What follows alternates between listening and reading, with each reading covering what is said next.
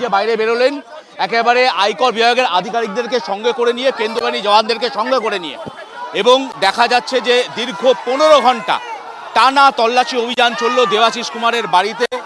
এবং তারপরেই দেবাশিস কুমার বেরোতে একদিকে যেরকম স্লোগান শাউটিং চলছে যারা কর্মী সমর্থকরা রয়েছেন, আর অন্যদিকে দেখা যাচ্ছে আয়কর বিভাগের আধিকারিকরা তারা এই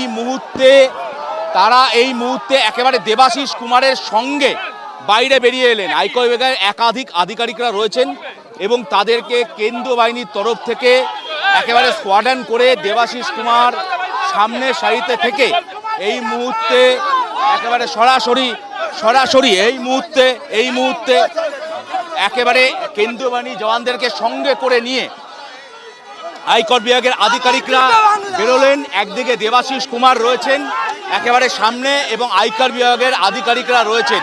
দীর্ঘ 15 ঘন্টা তল্লাশি অভিযান, তারপর আয়কর বিভাগের কর্মীদেরকে নিয়ে, এবং দেখা যাচ্ছে একদিকে যেরকম দেবাশিস কুমার তিনি স্বয়ং আধিকারিকদেরকে গাড়িতে বসিয়ে দেওয়ার জন্য একেবারে সামনে এগিয়ে এলেন, গাড়িতে বসিয়ে দিলেন।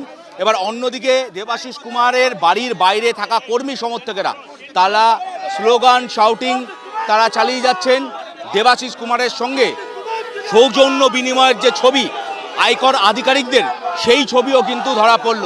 আয়কর বিভাগের আধিকারিকরা একদিকে যেরকম আয়কর বিভাগের আধিকারিকরা তারা রয়েছেন, অন্যদিকে কর্মী সমর্থকেরা তারা কার্যত দেবাশিস কুমারকে ঘিরে রেখেছেন। এই মুহূর্তে সেই ছবি দেখা যাচ্ছে।